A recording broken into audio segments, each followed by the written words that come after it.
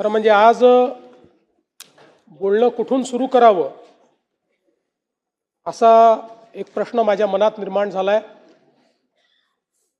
एक प्रचंड वादळ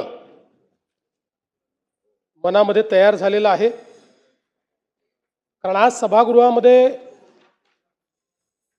ज्या शोक प्रस्तावासाठी आपण सर्व लोक एकत्रित आहोत, कधीच कल्पना केली नव्हती की अशा प्रकारचा शोक प्रस्ताव